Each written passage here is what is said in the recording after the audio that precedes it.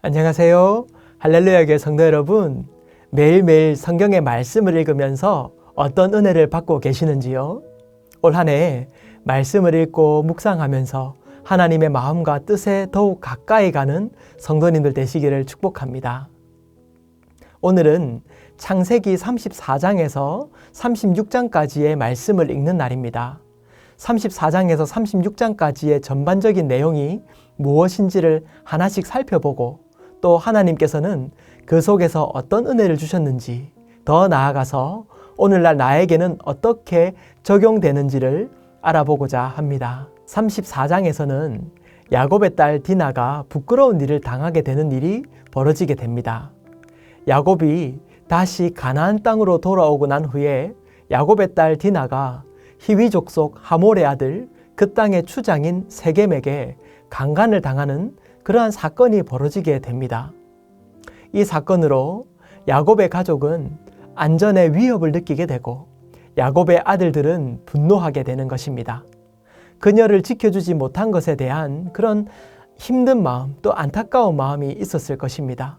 반면에 이 세겜은 디나를 연모하게 되어 그녀와 결혼을 하고자 합니다. 이러한 사건 속에서 야곱의 아들들은 세겜과 하몰을 속이게 됩니다. 그리고 그들이 할례를 받게 하지요. 이후 제3일이 되었을 때에 그들이 할례로 인해 한창 아파할 그때에 시므온과 레위가 각각 칼을 가지고 가서 성읍을 기습하여 그 모든 남자들을 죽이게 됩니다.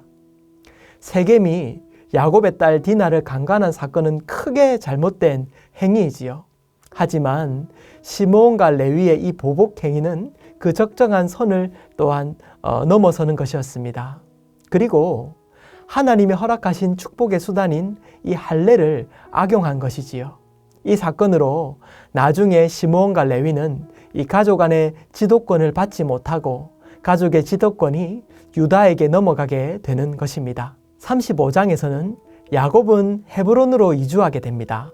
그들은 세겜을 거쳐서 베델로 옮겨가고 이후에 헤브론으로 가는 것입니다. 이 여정에서 야곱의 아내 라헬이 베냐민을 낳고 죽게 됩니다. 생명이 죽고 또 생명이 태어나는 역사와 또 그곳에서 하나님의 약속을 향해 나아가는 이 가족의 모습을 보여주는 것입니다. 헤브론에는 야곱의 아버지 이삭이 여전히 살아 있었습니다. 그리고 이삭의 죽음으로 35장은 마무리가 됩니다. 한 세대가 지나가고 그 다음 세대에 대한 이야기가 새롭게 전개되는 것입니다. 야곱은 이삭에게 주었던 약속을 받아서 걸어가게 되지요. 하나님이 아브라함에게 주신 그 약속을 야곱이 이어가는 것입니다. 36장에는 에돔 지역에 살던 에서의 자손들을 보여줍니다. 에서의 자손은 세일 지역의 원주민인 호리 족속과 더불어 에돔 산지에 살았습니다. 호리 족속은 세일 산지의 원주민인데 성경에서 호리 족속의 족장을 하나씩 소개하는 것은 에서의 자손들이 그곳을 장악했다는 것을 알려주는 것입니다. 성경은 이처럼 이삭의 가족이 이어질 때에 이스마엘을 소개하고 야곱의 가문을 다루기 위해서 에서의 자손을 소개함으로써 약속의 가문을 부각시키는 것입니다. 이렇게 34장에서 36장의 스토리를 살펴보았는데요. 특별히 이 세 장에 걸쳐서 중심이 되는 인물은 야곱입니다.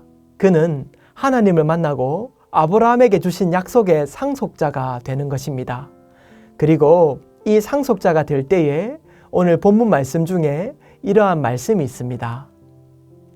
야곱이 밧단 아람에서 돌아오매 하나님이 다시 야곱에게 나타나사 그에게 복을 주시고 하나님이 그에게 이르시되 내 이름이 야곱이지만은 내 이름을 다시는 야곱이라 부르지 않겠고 이스라엘이 내 이름이 되리라 하시고 그가 그의 이름을 이스라엘이라 부르시고 하나님이 그에게 이르시되 나는 전능한 하나님이라 생육하며 번성하라 한 백성과 백성들의 총회가 내게서 나오고 왕들이 내 허리에서 나오리라 내가 아브라함과 이삭에게 준 땅을 내게 주고 내가 내 후손에게 그 땅을 주리라 하시고 야곱의 인생은 참 욕심도 많고 넘어지기도 많이 하는 삶이었습니다. 하지만 그가 베델과 브니엘에서 하나님을 만나고 인생이 변화되어 이스라엘이라 불리는 축복을 받게 됩니다. 그에게 준 것은, 이 약속은 맨 처음 아담과 하와에게 주었던 생육하고 번성하라는 명령이었으며 그에게서 왕들이 나오겠다는 그러한 약속이었습니다. 그리고 그의 자손에서 인류의 구원자이신 예수님이 태어나게 되는 것입니다. 야곱의 인생을 살펴보면 참 우리의 인생을 돌아보게 되는 것 같습니다. 우리의 인생도 마찬가지지 않겠습니까? 넘어지고 우리의 욕심 때문에 참 많은 것을 놓치고 살지만 우리를 만나주신 그 하나님의 은혜 때문에, 또 우리를 향한 그 하나님의 약속 때문에 우리가 다시 일어서서 그 은혜 속에서 걸어가게 되는 것이지요. 혹시 자녀들을 두고 기도하시는 그러한 성도님들께서 이 자리에 계십니까? 야곱이 베델과 브니엘에서 하나님을 만나 그의 삶이 변화했듯이 하나님께서 우리 자녀들을 만나주시기를 기도하십시오.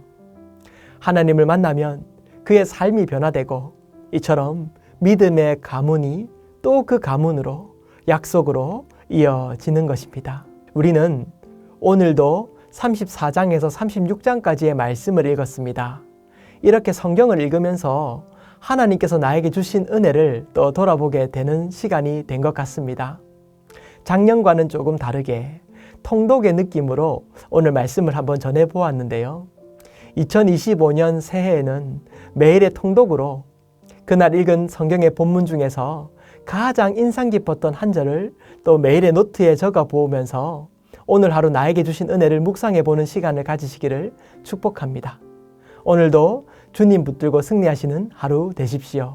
기도하겠습니다. 사랑하는 하나님 아버지, 오늘도 말씀으로 주님께 나아가게 하시니 감사드립니다. 이삭의 시대가 저물고 야곱의 시대가 서는 것을 보면서 하나님의 약속은 하나님께서 이루시는 것을 보게 됩니다. 날마다 인생의 주관자이신 하나님을 의지하고 만나는 순례자의 삶을 살게 하여 주시옵소서. 예수님 이름으로 기도합니다. 아멘.